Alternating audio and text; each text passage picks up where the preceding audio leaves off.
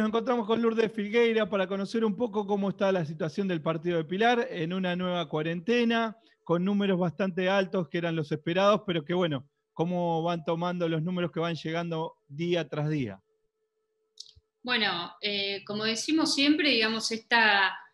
pandemia y este virus implicaba un desafío muy grande y el invierno y esta época era una época que era previsiblemente de mucha cantidad de contagios. Y en ese sentido venimos con un seguimiento diario, preocupándonos, pero más que preocupándonos, creo que ocupándonos. Acá en Pilar hay una cantidad de testeos diarios muy alta que obviamente aumenta la cantidad de resultados positivos porque también se da más en el blanco, se dice, en el sentido de que se testean generalmente también personas que estuvieron en contacto con casos positivos de COVID, y esto se hace también para intervenir de alguna manera la cadena de contagios y cortar la circulación del virus. Así que todos los días se hace seguimiento de los casos confirmados y de los entornos de las personas confirmadas para poder intervenir la cadena de contagios y para poder ir previniendo un mayor nivel de contagios. Y se trabaja desde lo que siempre decimos, desde los centros de aislamiento, desde los hospitales, desde los centros de testeo, para seguir haciéndole frente a esta pandemia. Lourdes, generalmente la carga de datos, de casos positivos, de recuperados, esto tiene una demora y uno se encuentra generalmente los lunes con números que por ahí asustan, pero esto tiene una explicación, ¿no es cierto? Sí, creo que a lo que haces referencia es a la carga que hubo de los 25 casos que se confirmaron, creo que fue el día viernes, que lo que sucede es que los casos se computan por el lugar en el que la persona tiene el domicilio. Entonces, si una persona tiene domicilio en Pilar, pero tal vez se atiende en Capital Federal o vive en algún otro lugar y fue internado en otro hospital, la carga de esos casos se había demorado y se cargaron mucho juntos el día viernes, que fueron 25 en los que surgió esta duda, y lo que había pasado había sido eso justamente. Este dato sorprendió a muchos, ¿no, Lourdes? En total fueron 28 el fin de semana, porque hubo 25, después 2 y después 1, pero que hay que tener en cuenta y que estar siguiendo y estar atento a lo que está sucediendo seguramente, ¿no? Sí, lo que hay es la región sanitaria quinta, que es la que centraliza la carga de datos de una serie de municipios de toda una zona, y en los casos estos a los que hacíamos referencia, digamos, de personas que tienen el domicilio en Pilar, pero que tal vez no precisamente fallecieron en Pilar, se juntaron y se cargaron ese día. Después nosotros de lo que sí tenemos un seguimiento diario es de los casos de los fallecimientos que hay en los hospitales de Pilar, en lo que es el Hospital Solidario o el Hospital Sanguinetti o el Hospital de Derqui, digamos, ahí sí se puede manejar un número diario porque uno tiene mucho mayor cercanía. Ahora los casos que tal vez son hospitales o de la capital federal o de algún otro distrito llegan más tarde, e incluso nosotros nos enteramos más tarde de esos casos. Lourdes, bueno, después del mensaje del presidente, también acá hubo repercusiones por declaraciones del intendente acerca de la responsabilidad individual que tenemos que tener, porque recordemos que esto no terminó y más allá de la reapertura de varias actividades, el trabajo intenso de la municipalidad continúa en todo el distrito, ¿no? Sí, creo que bueno, el anuncio del presidente que establece un nuevo periodo hasta el 20 de septiembre pone el foco principalmente en la responsabilidad individual, por eso mismo que vos mencionabas, digamos, estamos en una instancia de una apertura muy alta porque todas las actividades económicas se han reactivado, los comercios, las pymes, las fábricas, la gran mayoría de los trabajos, con algunas pequeñas excepciones, y eso genera que haya mucho mayor circulación. Y a mayor circulación, mayor nivel de contagios. Entonces, en ese sentido, la única forma de prevenirlo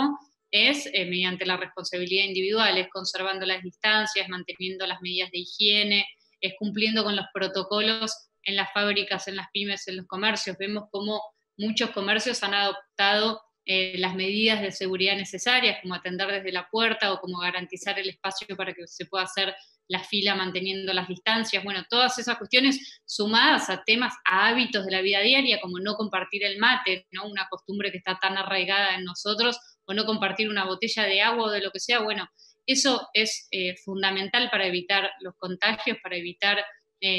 algo que es muy básico, que es el contacto de la saliva, por eso también el barbijo, ¿no? Para evitar precisamente eso, y eso ya depende de la actitud de cada uno, digamos, porque desde el Estado lo que se puede hacer es generar conciencia, pero después es uno el que no se acerca mucho a la otra persona, o el que mantiene la distancia, o el que intenta no meterse las manos en la boca, hábitos que a veces son muy inconscientes, pero que esta pandemia nos ha obligado a transformarlos y a ser conscientes de cada una de esas cosas para evitar básicamente contagiarse de este virus.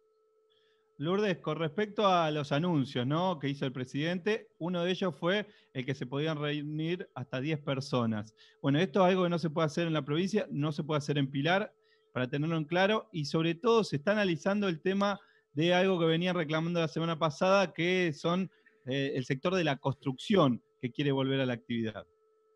Sí, el presidente, como hizo un anuncio nacional, en la gran mayoría de los casos lo que se habilitó son las reuniones sociales de hasta 10 personas en ambientes abiertos. La realidad es que el AMBA, que es el cordón de alrededor de la capital federal, que es parte de la provincia de Buenos Aires y que tiene una cantidad de población enorme, no está todavía en un momento, en una instancia en la que se puedan habilitar ese tipo de reuniones. Entonces, desde el gobierno de la provincia de Buenos Aires se afirmó y se confirmó que en nuestro caso no está permitido eso, y nosotros obviamente nos atenemos a ese tipo de protocolos. Entonces lo que se pide es seguir haciendo un esfuerzo en ese sentido para poder seguir también abriendo la actividad económica, ¿no? Digamos, todos tenemos ganas de que las reuniones sociales se puedan hacer, pero tal vez es lo que todavía en este momento hay que evitar para no tener que volver hacia atrás en la fase y no tener que cerrar otro tipo de actividades que sí son fundamentales para poder sostener la economía de cada uno de los hogares. Entonces, siendo la cantidad de circulación que hay en el AMBA, la cantidad de habitantes que somos, el nivel de contagios que hay en este momento, se tomó la decisión, y en base, entiendo, también a estudios epidemiológicos, de que no se permitan todavía ese tipo de reuniones sociales.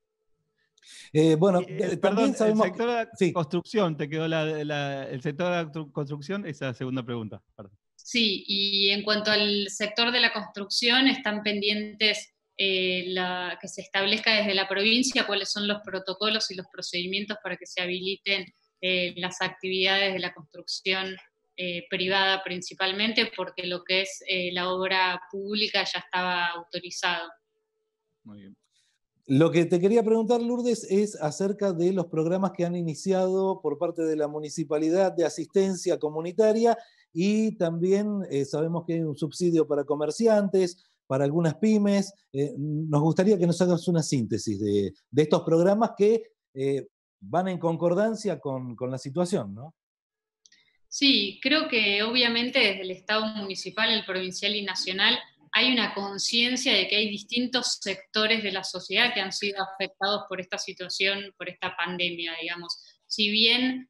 obviamente creemos que hay que priorizar la salud y la vida de las personas, se han ido tomando medidas para acompañar la situación económica de los distintos sectores, arrancando por la asistencia alimentaria y acompañando a distintas familias de Pilar que hoy necesitan el acompañamiento del Estado para garantizarse un plato de comida en la mesa, hasta generando incentivos, acompañamientos de parte del Estado para activar la economía social, como es el caso del programa Abrigar, que lo que hace es que el municipio le compre las frazadas a mujeres de la economía social que tienen un oficio textil, y que entonces les genera un ingreso comprándole las frazadas a ellas en vez de una industria, por ejemplo, y después las entrega en comedores o puntos solidarios que son quienes las reparten a las familias que más lo necesitan, hasta también el acompañamiento a los comercios locales, que son aquellos comercios que se vieron afectados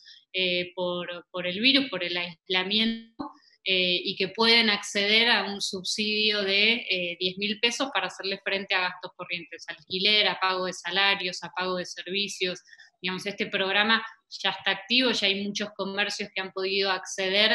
a los 10.000 pesos, que son mensuales y que se pueden cobrar 3 veces, es decir, que puede ser hasta 30.000 pesos, pero que todavía está abierta la inscripción, es decir, que si hay algún comercio que recién se entera de esta iniciativa, puede entrar a comercioscuidados.com y registrarse para ser beneficiario de esto.